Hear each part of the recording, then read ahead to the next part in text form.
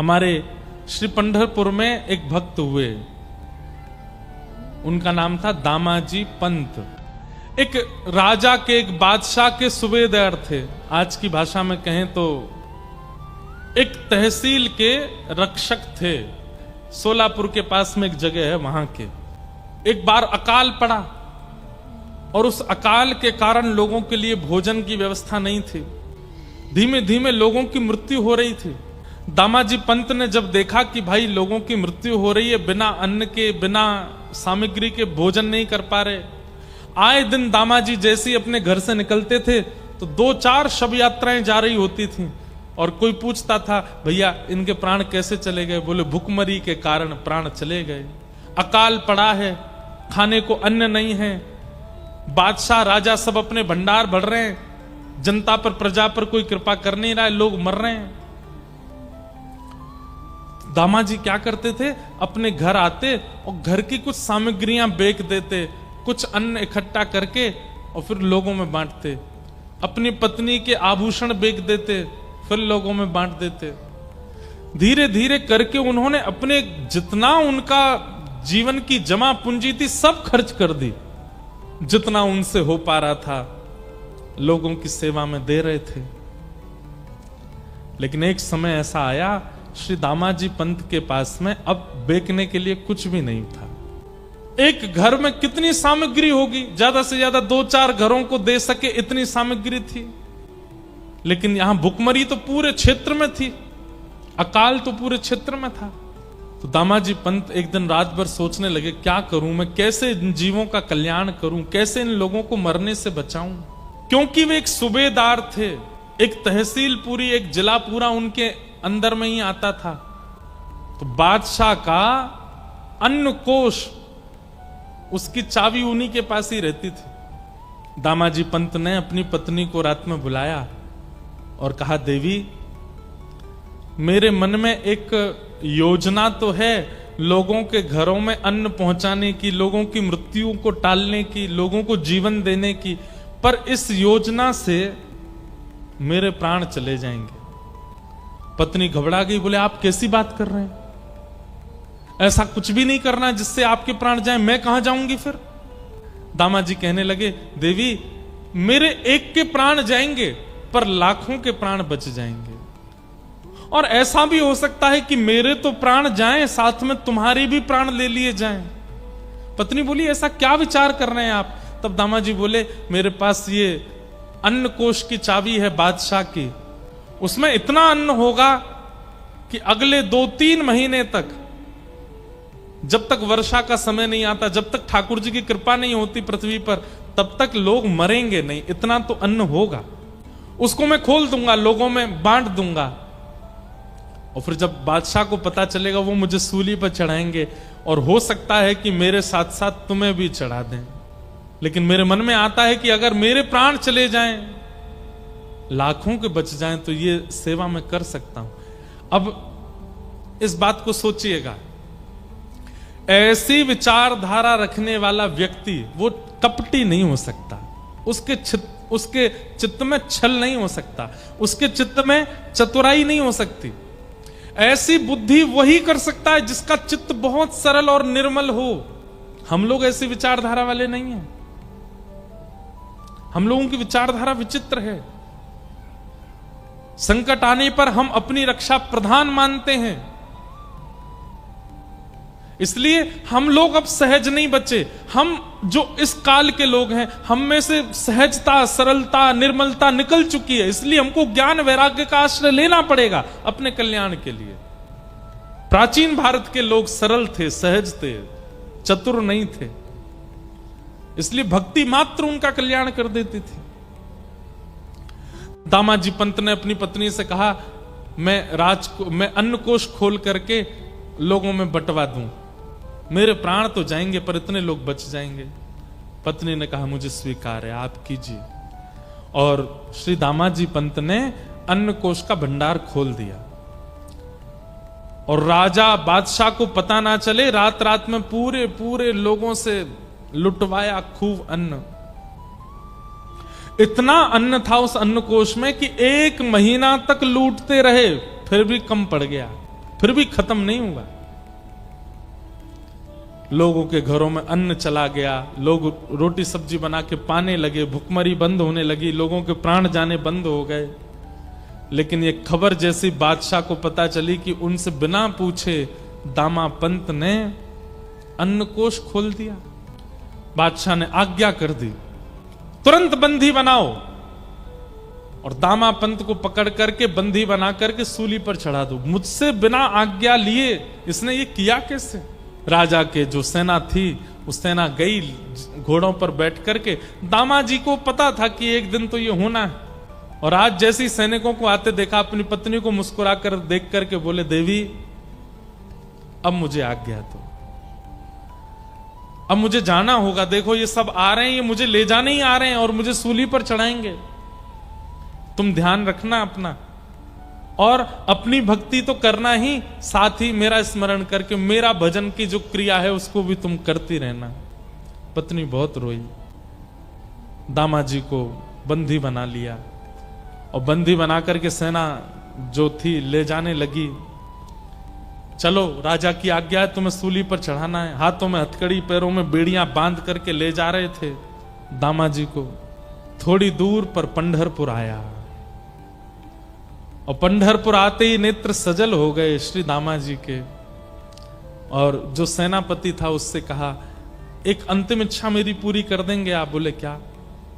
ये मेरे इष्ट का स्थान है, श्री पंढरीनाथ भगवान यहां विराजते, आपकी अगर आज्ञा हो तो मैं ठाकुर जी को केवल प्रणाम कर लूं। प्रणाम करके मुझे बस उनका दर्शन करना है। ठाकुर जी के सन्मुख दामा जी को ले गए। दामा जी ने सजल नेत्रों से कहा, हे विठल, हे विठोबा, मैंने अपने लिए कुछ नहीं किया, केवल आपको भजने वाले वैष्णव, आपके जन, ये संसार के लोग ये केवल खा सकें, इनके अकाल मृत्यु से, अकाल कारण से मृत्यु ना हो, बस इसलिए मैंने वो अन्न कोष खोल दिया। किया मैंने गलत है, ये अपराध मैंने किया कि एक बादशाह का अन्नकोश, एक राजा का अन्नकोश उससे बिना पूछे मैंने खोल दिया। लेकिन मैं अगर उनसे पूछने जाता तो वो कहीं ना कहीं चाबियां भी मुझसे अपने पास रख लेते, और फिर मैं जीवन में कभी मानव सेवा नहीं कर पाता, लोगों को अन्न नहीं दिलवा पाता। इसलिए मैंने उनसे पूछना उचित नहीं समझा। बिना पूछे ये क्रिया मैंने की, जो कि है तो अपराध। लेकिन भगवान, इस अपराध से क्रुद्ध होकर के, नाराज होकर के आप चाहे जो मुझे दंड दीजिएगा, पर नाथ अपने से दूर मत कीजिएगा। पंढरीनाथ भगवान से प्रार्थना कर रहे हैं, नेत्र सजल हैं, मेरा भक्त रो रहा है, मेरा प्रिय रो रहा है सामने बैठ करके, ठाकुर जी कैसे सहन कर पाते।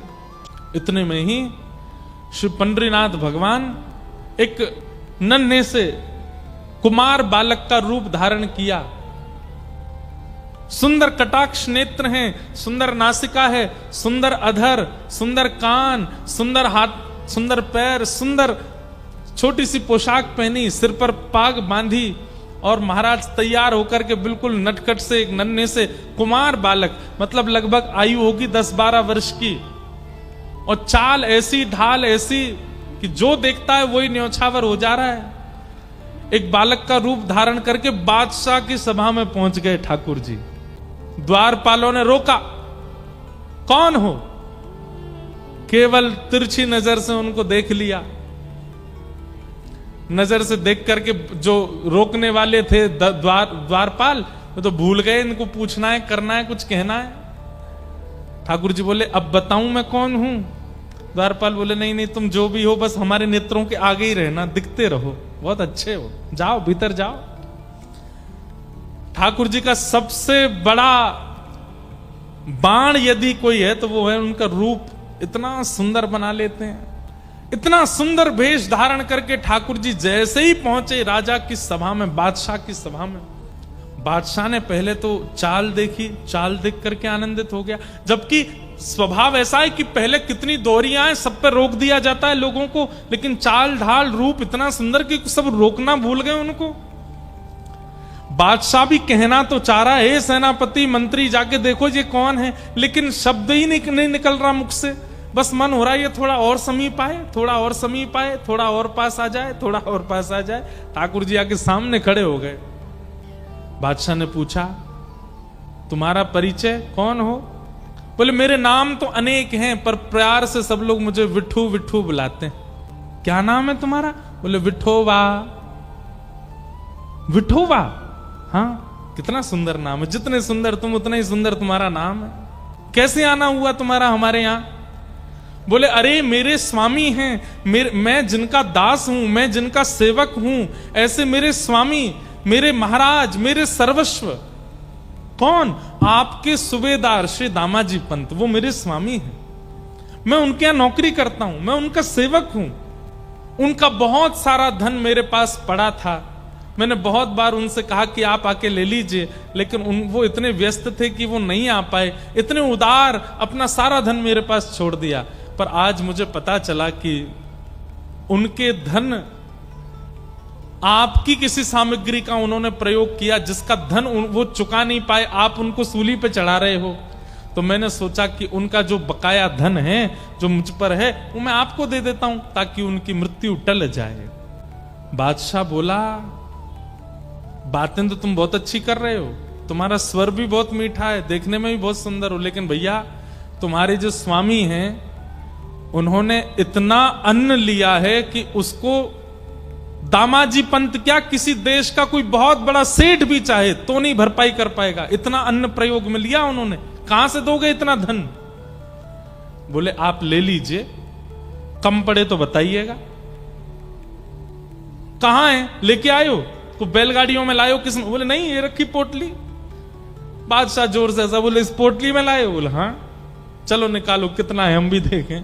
सब लोग हंसने लगे। ठाकुर जी ने पोटली खोली और जैसे ही उल्टी करी, निकलता ही गया, निकलता ही गया, निकलते ही गया, निकलते ही गया। सोने का एक मानो जैसे मेरू पर्वत जैसा खड़ा हो गया राजा के सामने। बादशाह तो आज पहले तो रूप पे मोहित हो गया, फिर वाणी पर मोहित हो गया, चाल ढाल पर मोहित हो गया, फिर ये चमत्कार देख करके वो तो बिल्कुल मानो जैसे न्योछावरी हो गया। भैया बस बस बस बस बस करो, ये तो अन्न क्षेत्र में इतना अन्न नहीं था जितना तुम धन दे रहे हो, ये तो उससे बहुत ज्यादा दे रहे हो। और ये कैसा तुम्हारे पास ये चमत्कारी तुम्हारा ये झोला है छोटा सा, इसको उल्टा कर दे, इतना निकल रहा है। ये मेरे स्वामी श्री दामाजी पंत ने मुझको दिया है, आपसे प्रार्थना है मेरे स्वामी को मुक्त कर दीजिए। ऐसा कह करके पोटली अपने कमर पर बांध के ठाकुर जी तो वहां से चाल ढाल करते चले गए। राजा देखता ही रहा अपलक नेत्रों से। और जाते जाते ठाकुर जी गए और जाकर के राजा से बोले अब धन पर्याप्त है ना? बोले हाँ।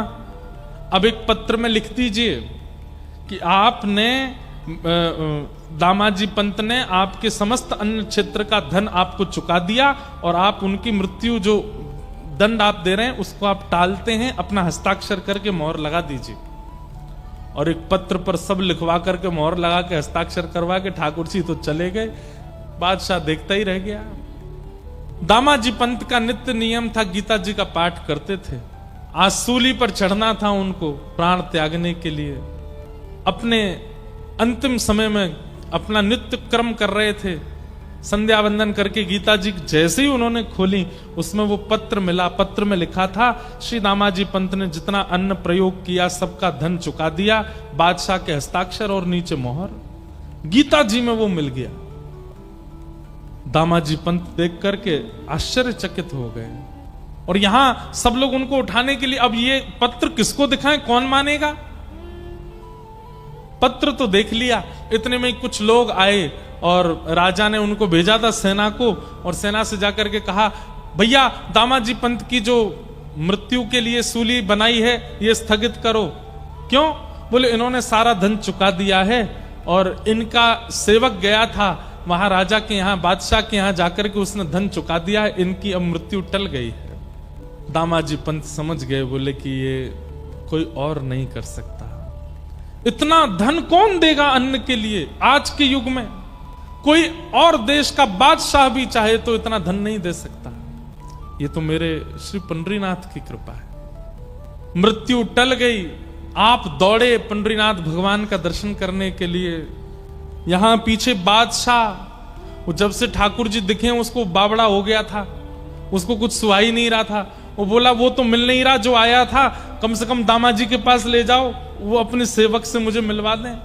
बादशाह को लेकर के दामाजी पंत के पास गए। दामाजी पंत बैठे थे पंडरीनाथ भगवान के मंदिर के बाहर, और बादशाह ने जाकर के उनको पहले प्रणाम किया। दामाजी पंत बोले, अरे बादशाह आप इस प्रकार प्रणाम मत कीजिए, आप इसके हम इसके अधिकारी। बोले नहीं नहीं भैया, आप इसके अधिकारी हो, सब बातें बाद में होंगी, जो कहना सुनना सब बाद में होगा। तुम्हारा एक सेवक आया था जो सारा धन दे करके गया, उसका नाम विठोबा था। वो सेवक तुम्हारा कहां है? हम तुमसे जीवन में कभी कुछ नहीं मांगेंगे, और भैया तुमको सूबेदार नहीं, हम तुमको अपना मंत्री बना देंगे, बस अपना वो सेवक हमको दे दो। दामाजी पंत बोले, मेरा कोई सेवक नहीं है स्वामी, मैं सबका सेवक हूं, मेरा सेवक कौन है? अरे बोले, वो सांवला सा था, उसकी चाल बड़ी मधुर थी, बोलता था तो ऐसा लगता था मानो मिश्री निकल रही है।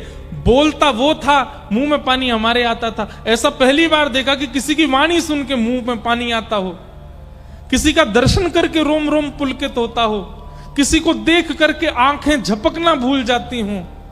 मुझे रात भर नींद नहीं आती है, मुझे वही दिखता है। मैं तुमसे हाथ जोड़ के प्रार्थना करता हूं, हम धन कोष तुमको दे देंगे, अन्न कोष तुमको दे देंगे, अपना वो सेवक हमको दे दो। बादशाह का हाथ पकड़ करके दामाजी पंत सिड्डियों पर लेकर के गए और कहा, नेत्र उठा करके देखो, कहीं ये तो नहीं थे? सामने श्री पंडरीनाथ भगवान खड़े थे।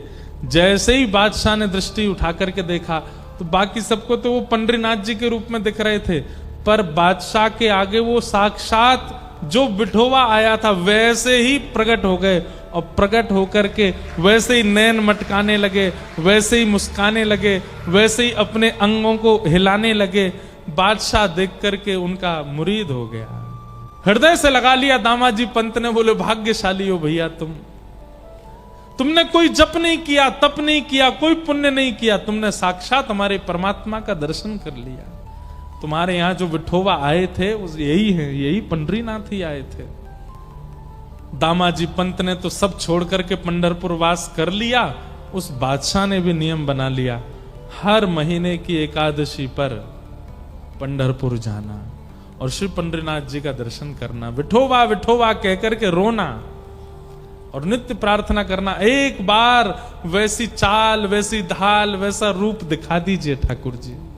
पंडरीनाथ ने कृपा की दामाजी पंत पे, क्योंकि सरल चित्त है।